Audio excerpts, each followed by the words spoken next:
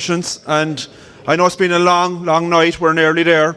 I think this will be the high point of the night. We are privileged to have some legends on stage and Cian O'Brien. So to introduce the people on the stage, Eamon Ryan, who has, as I said previously, coached at all levels, from skiing the scull, camogie, ladies football, hurling and football, up to All-Ireland winning teams with ladies football, county championship winning teams with na Piarsaigh, and Cork senior football teams that won Munster titles and went to All-Ireland semi-finals and finals, played in an All-Ireland final himself. As I said, between the three of them, they have 29 All-Ireland medals and 1 runners-up. But it is a huge privilege to welcome Breed Stack, who was on television last night analysing our Kerry cousins, and she's very diplomatic. But Breed, 11 All-Ireland medals, which is absolutely phenomenal, and the only player that has played at all 11 finals for every minute of it. And next to her, probably Cork's greatest, GAA person, 18 All-Ireland medals, which is absolutely phenomenal. And that is not even taking account if I asked them what they won underage, and I know that Rena has had a tremendous 3 years within Ascara, her club as well. And, they're just fabulous, and it's a privilege for us to have them here to share some ideas with you tonight. Before I do that, I'd like to welcome the county chairperson, Tracy Kennedy, who drove on the speed limit down from Ennis today just to be here. She really wanted to be here tonight. So I'm just going to ask Tracy to say a very, very few brief words, and then we'll start the discussion. Thanks, Des. I'm going to have to stand up here to be able to see everyone because I'm just too small otherwise. Thanks, Des, and I'm not going to speak for too long because I'm certainly the least interesting person in the room tonight and to hold this microphone. From what I've heard earlier on, we've had some brilliant speakers here. I got to listen to a few of them, and obviously to have these absolute legends here with us tonight is absolutely fantastic as well, and we all have so much to learn from them. I think it's brilliant that we have an event like this which brings in both our boys and girls, which obviously is really important, our players, our mentors and our parents, because all of you are so important in the workings of this whole organisation. We'll be spending a little bit of time over the next few months working on putting more supports in place for our development squad mentors and also for our players. I suppose there's a greater awareness now of how we have to work on developing a whole player and on all of the challenges that players face, both at youth level and all the way up to adult level. And I suppose we need to put the supports in place as best we can for all of you. I want to thank all of you, the players, who give all of your time to your clubs and to our development squads. And I suppose what I would say to you is keep at your sport whatever happens. There'll be a lot of distractions come your way as you get older. There'll be a lot of times when there are things that are much more attractive or sound much more attractive than going to training or playing a match. But you can do nothing that is better for you for the rest of your life than stay involved in sport. So keep it up, whatever happens. The fact that you're part of our development squads shows that you are somebody who can achieve very highly. What that will turn out to be as you go on in life, we don't know. You might win an All-Ireland, you might win 18 All-Irelands, possibly. I'm sure Rena didn't think she was going to win 18 All-Irelands when she was your age. It might be a different achievement. You might win something fantastic with your club. You might go on to be a great coach. You might end up doing nothing that's related to your sport, but will have come from lessons you've learned as part of your sport along the way. To our squad mentors, I can only thank you. The time that you give, the commitment that you give, it's absolutely phenomenal. And on behalf of Cork GAA, I really want to thank you for all that you put in. I suppose you're working with players at a particular time. Jennifer mentioned earlier on what results mean at development squad level. And while it's nice to win the tournaments and so on, that's not really what the result is about at development squad level. It's about producing a player pathway and developing these young players into great adult players and wonderful people. So it's harder for you maybe at times to see the results of your work. It might be many years before you do so, but it is very much appreciated, I'm sure, by both the young people and by all of us. So thank you so much. I know there are some parents here and you have the hardest job of all, because I suppose we only deal with your children for some of the time. whereas that you will be dealing with them for their whole lives. And I have so much admiration for parents and the work you do. I know friends of mine who are parents seem to be on the go non-stop. I think my schedule is hectic until I think about what parents have to do. And your support for your children is absolutely vital. I work in education myself, and I see every single day how much parental support has a positive impact on students and on children in general. So thank you for all that you do for our players and for the GAA also. I'm not going to say any more because, as I say, I'm certainly the least interesting person here, and I'm looking forward to hearing what the other people have to say. Thanks to everyone. Oh yes, I almost forgot. Thanks to the people who organised this brilliant evening. So our children's officers, Des Cullinan, our coaching officer, Ronan Dwan, our games manager, Kevin O'Callaghan, and all of our GDAs who helped out as well, because tonight wouldn't have happened without them. And I think it's been a really brilliant occasion, so I think they deserve a little round of applause. Thank you very much, and enjoy the rest of it. Come on, good Tracy. I suppose inside in the room here tonight, guys, we have the hurlers and footballers that hopefully will wear the senior jerseys of Cork tomorrow. But thinking back to when you were underage players, back down below in Rockchapel, and down below in Enniscarra, how did you all start off your career? Who wants to go first? Rena? So I suppose I'm from Berrings, I suppose, which is in Enniscarra parish. So I suppose my parents have been hugely supportive to me throughout my whole lifetime, be it in school or sport or work or whatever it is, or collecting me from nights out or whatever it is else. But I suppose they don't really come from traditional GAA families, you know. We wouldn't have been a mad GAA house or anything like that.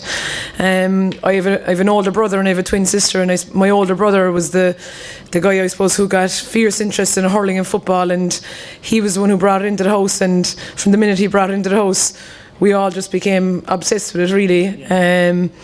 Then we went to primary school in Berrings, and I suppose the social side of school was sport. Everybody had to play football and hurling, camogie. So we followed on the same as everybody else, and I suppose we all thoroughly enjoyed it. We got our first taste of success with kind of outings in Páirc Uí Chaoimh, and like, to be honest, like, they were as exciting as any day in Croke Park. Yeah. The exact same emotions, the exact same build up to the games, and you know, we had team talks, and I mean, we took them as seriously as any team talk in Croke Park, and that got me on the road of playing GAA, and I suppose I really enjoyed it, and I never looked back from that. Brilliant. Brilliant. So I'm from Rockchapel in North Cork. It's fairly rural, so we kind of only had, I suppose, football and badminton growing up. Like Rena, I suppose, very lucky to have very supportive parents. Dad would have been mad into football, all right. I have an older brother, and I think Dad put the hopes of a nation on my brother's shoulders when he was small, and when Seamus was more into books and science and stuff like that, he thought maybe it was a bit of a lost cause, and so he kind of threw myself and Myrna into it. And Dad was the local principal, so he, I suppose, it was kind of, he was maybe a bit forward thinking in that we had a patch of grass above the school, and everyone, boys, girls, everyone was sent up to that patch. You were picking stones for most of the day, but like, it was just, I just remember it as being just the best experience ever.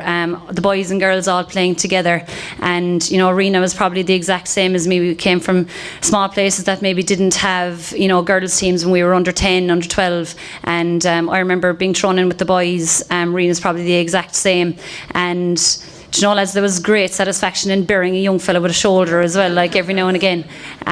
But it definitely toughened us up, and it made us kind of maybe have to be a small bit cuter, weren't as physical as the lads, so had to be maybe a bit faster, read the game a bit better. And I suppose that's probably where it all started off with the club. And I suppose, like, we'll probably talk a bit later about when we get older than that, but I suppose just even going back to Mum and Dad, like, you know, whatever food they put on the table, that's what we ate. And you know, I just heard a small bit of what you were saying there earlier, like when the food was put in front of the table, that was it. We had our porridge every single morning. There wasn't any Cocoa Pops or anything kind of fancy. And at dinner, it was like your meat, your veg, and your spuds. And I suppose, you know, there was nothing fancy about it. We went kind of, you know, we were very into our studies, and we were very into sport. And I suppose they were our two main priorities, to try to do well in both as best we could. And I suppose then when it went on to under 14 level,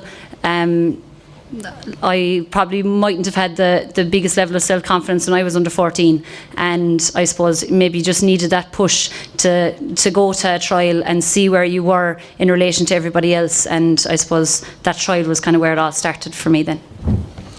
Thanks, Breed. And one of the things you said, or both of you said, was your parents' involvement.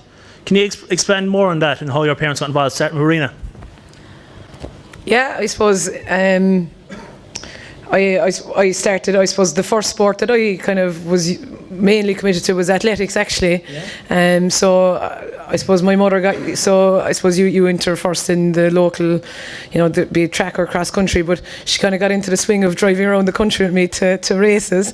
So that had been from the age of maybe 9 or 10. Yeah. And then I suppose she kind of, training kind of continued then, and the trips got longer and longer and the matches became further away, and I suppose I was playing football and camogie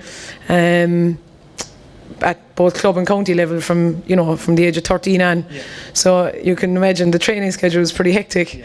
Yeah. So it was a big commitment from my parents as well, and I will say there wasn't an eyebrow raised, there was never eyes shown to the sky or anything like that.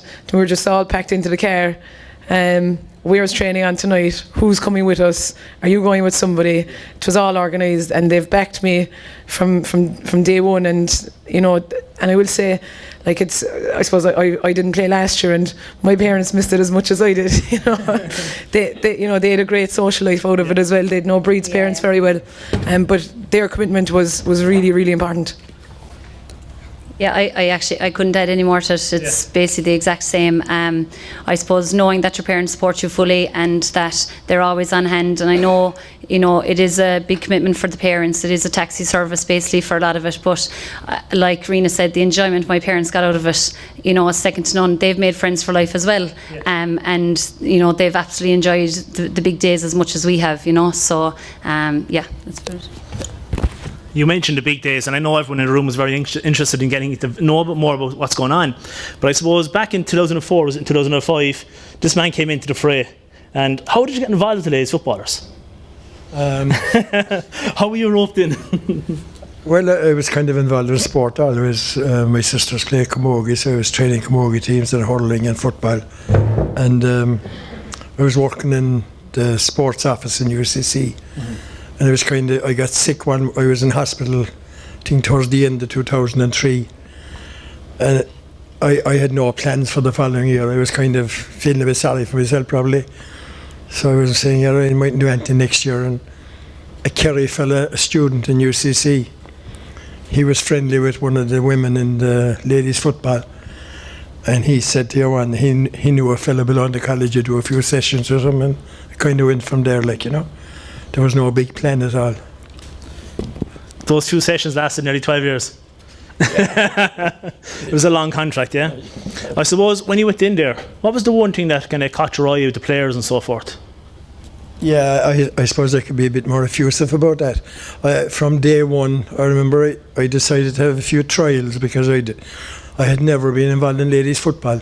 I was very involved in camogie, all right, but so we had a few trials and then we picked the panel.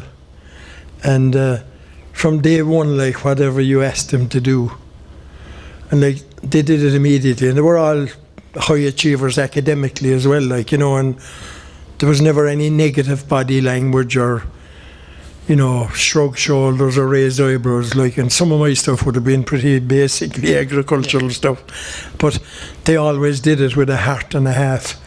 I think if they approved anything like that, ultimately success is probably in the few inches here at the top of your head, Yeah. And I think these were intelligent enough to see that, and they trained, I suppose I'd say it like dogs really, but they did train extremely hard. I did a drill lately with men, which these used to, the 3-track run. If you remember that? Yeah, I remember it. And actually, the men's results were nothing better than these lads' results, Yeah. And these were senior men. They were amazing people, and we had no rules. It was one of the things I was going to deal with inside until Des so rudely interrupted me. But it's a joke. We had no rules. We hadn't. No. I never, but we had very high expectations, and they lived up to the expectations. I mean, they'd have a drink, but during the season, very seldom. Some of them would be in college in Limerick and they'd make their way back for training, and there were no travelling expenses for any of us in the ladies' football. Never heard a word from any of them. There's training Wednesday night in the farm, they're on lectures down in Limerick or wherever at 4 o'clock, and they're on the farm. Yeah. Not a word about traffic jams or poor me. They were brilliant that way. I think that was really the thing that, for me, separates them from lots of other teams, their dedication. Or then they never complained about nothing getting gear. We'd have a physio, is it for the last month or two, wasn't it, every year? We'd have no physio from January to July, Yeah. But they never complained. They went to their own physio, or I don't know what they did. Go to the beach. But I think that with all the hullabaloo about winning medals and things, I think that's forgotten sometimes, how amazing they were that way, Yeah. Bringing up with all the training, how will you have to do it with the camogie and the ladies football and try and keep them all happy, but also look after yourself? I could answer that as well. Without blowing our own trumpets, we were bright enough to know that if they were training with the camogie, that was enough for that night.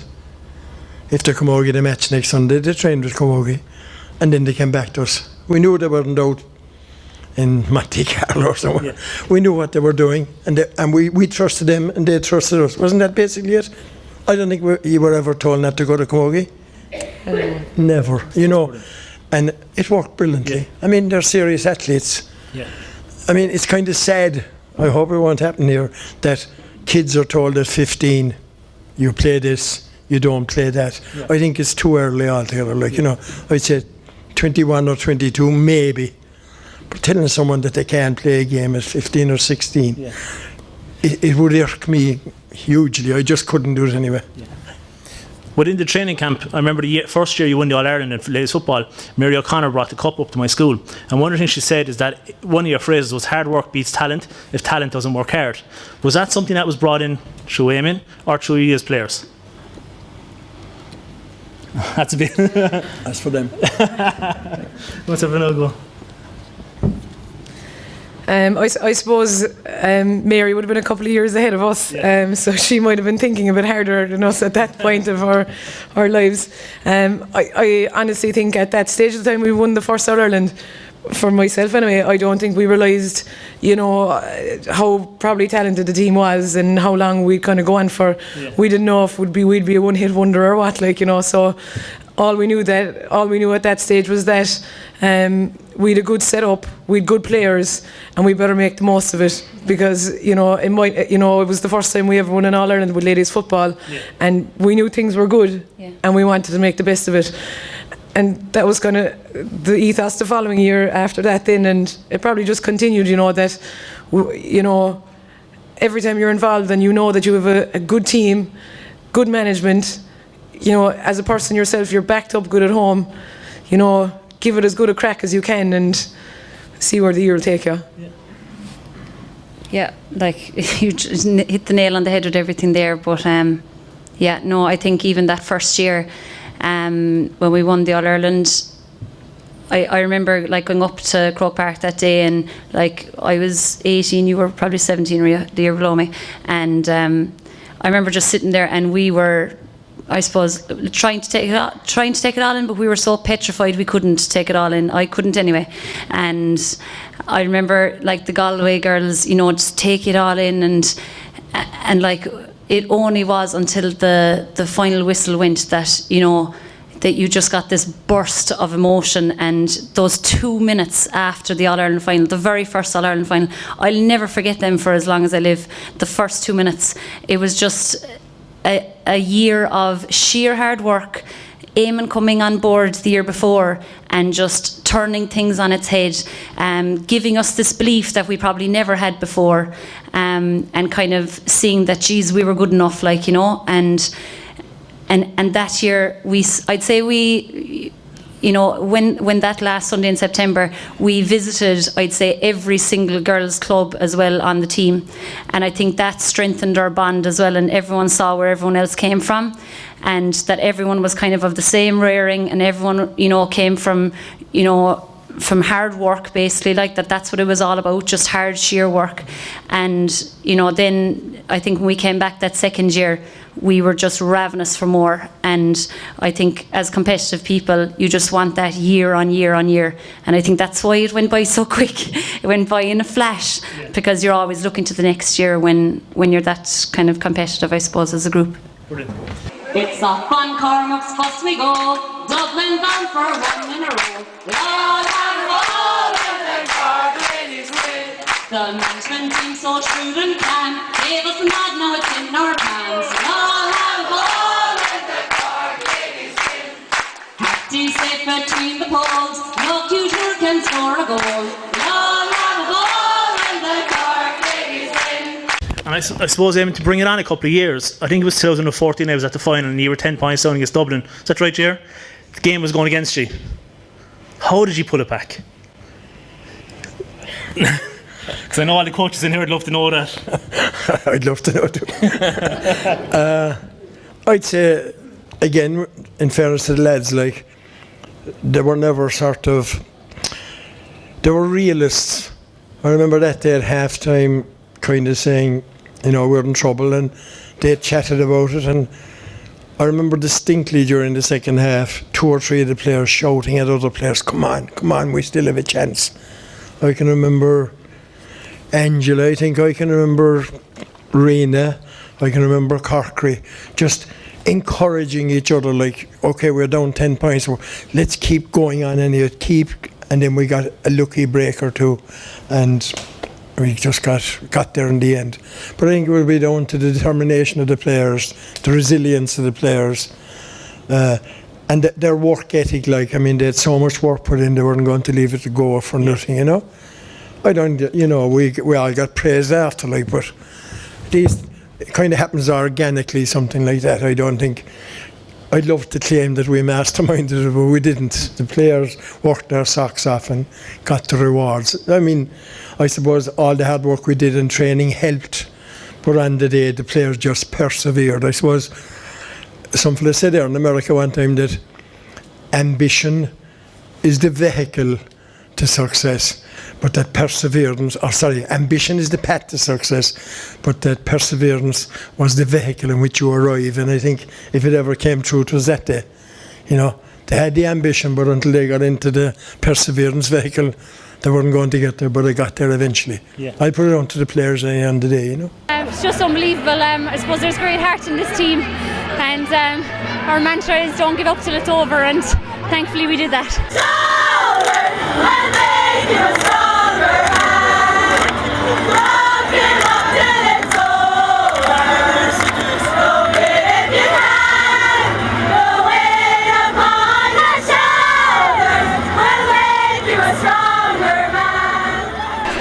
Some achievement that day to pull the game back, but before and leading up to those games, the big matches in the All-Ireland finals, I think Stephen mentioned it earlier, you know, you have to prepare a week in advance, like your pre-match meal. There's no point having your chicken and pasta 3 hours before the match. It's nearly the Monday beforehand, but, you know, pulling your whole life together, you know, growing up, going through college, going on to the workplace, and keeping the whole sport going. How did you blend all that together, Breed? We'll start with you. So how did we? How did you blend it? How did you keep it all going? You know. Well, I suppose, look, early on, Rena was the exact same. Like, I suppose we tried out plenty of sports. I tried out football and badminton, as I said, when I was younger. I went to secondary school, probably, you know, I went to secondary school in Abbeyfield in County Limerick. So a majority of my classmates in Rockchapel would have gone on to Boherbue. So I didn't probably know a lot of people in Abbeyfield or in school when I went there, and I kind of threw myself into sport because it was what I probably felt a bit comfortable in. So I threw myself into basketball as well, and I think, you know, when you do throw yourself into sport and when it's something that you really liked, I always had ambitions. I really wanted to be a PE teacher, and I knew the points that were needed for it. So I think how things like this happen is I prioritised from a very, very young age. And I suppose that comes with looking at I had good role models around me and teammates like Rena and the girls who were very, very good at prioritising as well. And I think if you want something enough, you'll prioritise. So my 2 priorities growing up were I wanted to do well in school and I wanted to play sport, and nothing else was going to stop. Nothing else was going to kind of come in between that. So I wasn't great on, I suppose I didn't watch a lot of television. I made sure I was at every single training session. I suppose we're luckier maybe than you are. We only got hit with BBO when we were in college. So you're at a different stage obviously that we are. But I suppose, look, if you want something enough, lads, you'll prioritise it. And I think, you mightn't have control over a lot of things, but you have control over who you hang around with. You've control over your attitude, and you've control over your work rate. And I think you've enough control now at the young age of 14 and upwards that you can make those decisions. And I suppose prioritising was what I did when I was younger. Sorry. Busy physio, captain Cork in 2017 to win the All-Ireland, captain in 2012 to win the football. Pulling all that together, tell us about the emotion behind the whole thing, and working and keeping it all going. The motion all the time. Keeping the whole lot of it together. On the day or? No, just in life in general. Oh, in life in general, okay. Yeah, I suppose, I was thinking back. I remember when we were in Leaving Cert, we had to put together, a yearbook. I actually organised that as well. But we had to put together a yearbook, and we had to give everyone had to write in a nickname. Every person had to put a nickname on this yearbook, and I didn't have a nickname in school. But what they gave me was Rena Time Management Buckley.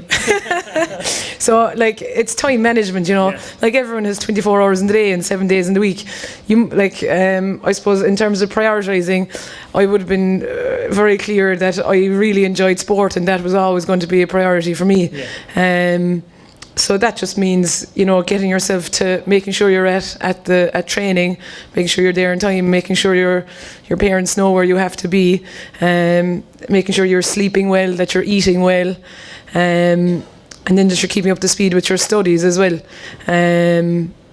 So I suppose outside of that, then you're just trying to. I suppose the sport was kind of the social part of the whole thing, and that was the enjoyable part.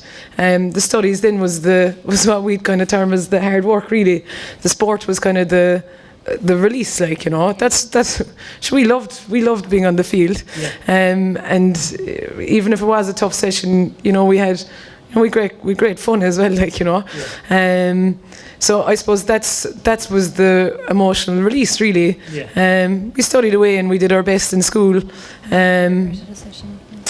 But I suppose it was trying to balance it all was the big thing. And we got great. I suppose there was a lot of us kind of obviously playing with the senior team that were the same age, and we were all kind of able to support each other as well. We were all feeling a little bit under pressure, but at the same time, there was, there's pressure and everything, and everybody has different pressures at different stages, and I suppose we backed each other up as well, and that was very important. Thanks. I suppose, Amy, looking back to the 12 years that you were involved in coaching them, the training, the preparation needed from the coaching perspective, was there a lot involved?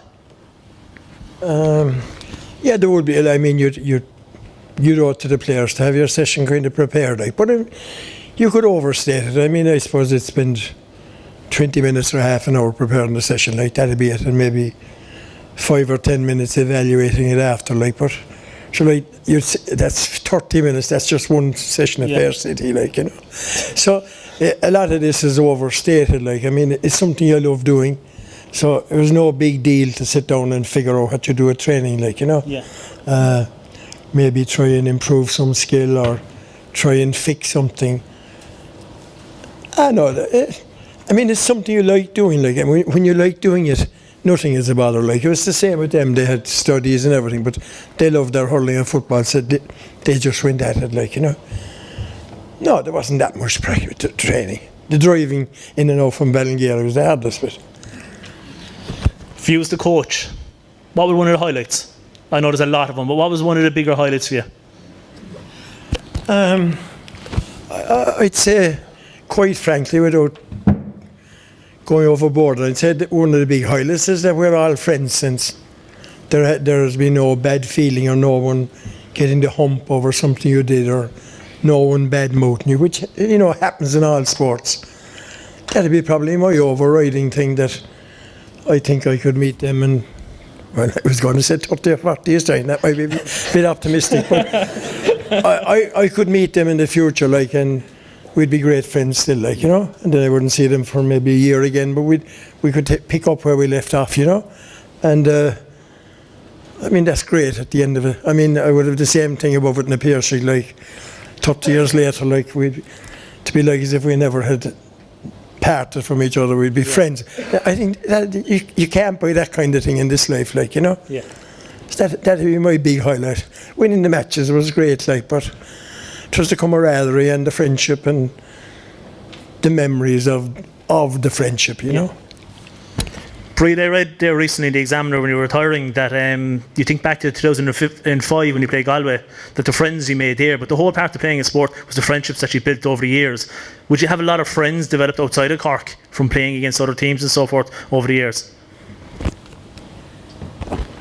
Yeah, sure, of course you would. I suppose all those girls from different counties, they're the exact same mentality as you. They want to try to be as successful as possible, and they're those girls from the Galway teams, the Kerry teams, the Mayo teams, they put in as much hard work as well. And I suppose if you look back, there were some of our All-Irelands there, we only won by 1 point, so sometimes maybe we got a bit of luck as well with it, so it comes down to very fine margins. And I suppose we became great friends over the years. Probably became closer when we went away on trips together. I suppose myself and Rena were lucky to go on a couple of All-Star trips, and that's where you kind of, I suppose, cemented friendships with them. And everyone is so nice and sound, but obviously it's different then on the playing field. You'd be taking lumps off each other, but I suppose that sport, that's why you play. You play for the relationships you build up, and obviously keeping fit and healthy is great bonus, and we love the sport, but it's the friendships and relationships that will keep you staying in sport. And I suppose moving on, 18 All-Ireland medals. Which one, or can I say, is there a one that stands out the most to you that you've won? And it's a very tricky question, but we'll try it anyway. I suppose, look, it's some matches stand out for some reasons, other matches stand, there's I suppose every season is a season on its own, every All-Ireland is an All-Ireland on its own. I suppose the last one that I was in, I remember that one the most, just because it was the most recent. But I suppose the 2005 was the first year that we won All-Ireland, so I won a camogie one first against Tipperary in 2005, and then 2 weeks later we won the football against Galway. And I suppose, look, obviously, we play to make friends and to enjoy ourselves, but we enjoy winning as well. And I suppose I didn't enjoy the camogie a whole pile because the football was coming up, but once we won the football, I will say, it was mighty. And we were able to celebrate the two together then, and I really enjoyed that. Perfect. I suppose, everybody here in the room, if you could do it all over again, would you have done anything different? Or would you change anything? Or would you just want to go the same path again? Who would like to? No, I probably wouldn't have changed anything. I suppose I will say, it was great to experience, so I would have been on the Cork senior team when I was 16, I suppose, and the year after, Eamon came on board, and I will say just the change in the professionalism, I suppose, is something that I noticed even then. I suppose what I really enjoyed about Eamon's training style was that the sessions changed from being really short and really snappy and really intense, and because they were short, snappy and intense, we got quicker and we got kind of better with them. From the day one he came in the door, like, lads, he gave us such ownership. And I suppose at 17, 18, you still think like, oh, look, this, you know, this for the older players. But he put ownership on our plates from a very, very young age. And I think, you know, him doing that definitely made us kind of grow up a little bit more. And I suppose maybe we were receptive to that as well. And I suppose, look, I know there's young girls and boys here, lads, but you know, you have to want to get better and you have to want to improve. And you know, like, I suppose you just really have to push yourself as much as possible. And like, I just think like that when he came on board, it just changed the game for us. And I don't know, like, you know, after the one All-Ireland, I don't know if we had another manager, you know, in position, would we have gone on and everyone in that team have stayed together. I think he was the glue that held us all together, and the reason was he was so balanced. He was the same way with, say, Juliet Murphy, who was our captain for years, as he was with number 30.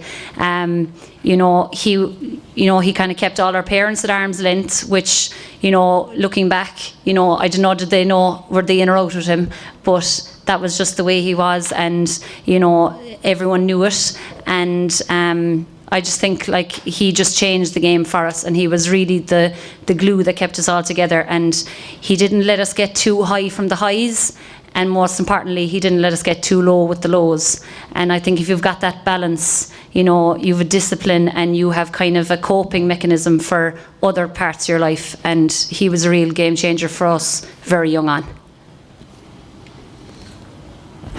There's a lot in that, and it's all going back to one man, the work that he put in behind the scenes, his respect for you and the respect you had for him. Eamon, I suppose you'll go coach one more team, will you? Yeah, I do a bit of Ballingeary this year, so I'm enjoying it. Very good. You know. Yeah, I mean, yeah, I enjoy doing it. It's not a big deal. I just love going down to the field. Like, I don't see there's anything amazing. Like, it's a choice. Like, do you sit at home, watch the telly and grow old, or do you go down to the field and train and grow old? Like, you know, it's, for me, the field wins anytime. Like, you know. Yeah. Whether it is hurling or football, I prefer it was hurling, but it's mostly football. So I just love doing it. Like, yeah. I would make no apologies. I know it's not very intellectual pursuit, but it suits me, you know.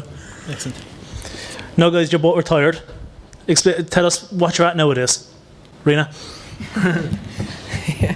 I might just go back to the last question there you asked Breed. I'll just make one comment on it. In terms of regrets, like, you know, I've been very lucky. I've been on great teams, but like, I played full back in Croke Park and got an absolute roasting as well, you know. I remember I played full back in 2012 for the Camogie team, and geez, was a long hour in Croke Park that day, you know.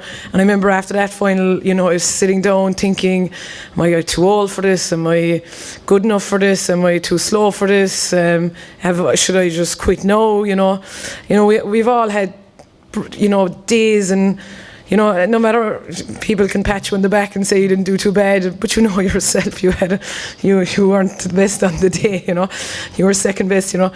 But like, I suppose the wheel is always turning, and you know, every day is a new challenge, and I suppose it does take you a little bit of time to kind of get over disappointment. Like, you'd be hugely disappointed, and like, I'm still disappointed with how I played that day.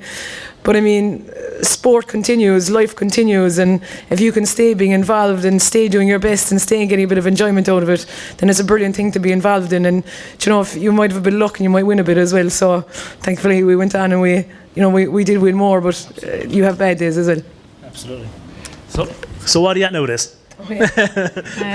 Yeah, so I'm lucky enough. So I'm a physio, so I have a practice there in Macroom. So that takes, I suppose, I'm self-employed, so that takes up a good bit of my time. So I'm still playing club football and club camogie. So I'm returning to football training tomorrow night. I'll be playing junior football with Dunamore, and I play club camogie with Inniscarra. So I'll have 5 field sessions in the week. So don't worry, I'm still playing away. Yeah, so I'm a PE and maths teacher and just taking a career break at the moment. We set up our own business 2 years ago, so it's sports supplements and health supplements business. So we're based on Bishopstown, and I went back this year as well during my career break. It's supposed to be a break, but it's not really.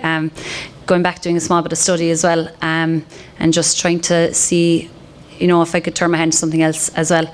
But I love teaching. I love being around young people. I think, they're so enthusiastic and you get so much enjoyment off them. And I do grinds as well, lads, if anyone is stuck for an all maths grind as well. So, that's kind of, And like Rena, gone back playing with the club, playing with Vals this year. So, had a good year last year and hoping for good years to come. Yeah. That leads into my next question. We're coming to the end of the evening, but how important is the club? Like, we spoke here about your success with Cork, but behind this, for all three of you, there's always a club at heart. Amy, we'll start with you, we'll pass it along to the three of you. How important is the club to you? Yeah, I'd say the club is vital. I mean, I grew up in Watergrass Hill, and there was no football. I had never played football as a teenager. But, like, the fun I had playing hurling out at a very low level, but it was the biggest thing in my life, cycling to Cork from Watergrass Hill to matches, cycling to Cork to get the train to Dublin to matches, and if it happened nowadays, the Society for Protection of Children would be after you. I thought it was a thrill to cycle from Watergrass Hill to Cork and get the train. It was a privilege, So I grew up in that kind of an ethos, and where the local hurlers were, they were the gods of your life, so it kind of sends you down that path. Yeah. And so I think the club is huge. To be one of the worries I'd have about the future of the GAA, you can see our rugby brethren now, they were 40,000 or something, and at the match the week before last, and there might be 500 at Cork and Garryowen in the Munster final the Saturday week before, That's kind of sad, that the clubs who actually nurtured all these, but then the club, the provincial scene in the rugby and the danger of the inter-county scene in football becoming so big and so much maybe of a cash cow even, that the clubs could be left behind, and that'll be kind of sad, Yeah. Particularly for small boys and girls in rural areas with, they're their heroes, the local hurlers. Yeah. Local footballers. So I just hope that the GAA doesn't go down that road too much. I understand the allure of the inter-county scene. Last year's hurling was, it was the best hurling I've seen in my full life, Yeah.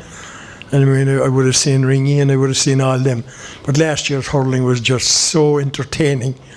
But there has to be the balance between that as a spectacle, as a big day event, which is basically what the rugby is now. It's a day out. I was watching a rugby match last night, and there was a shot of the crowd.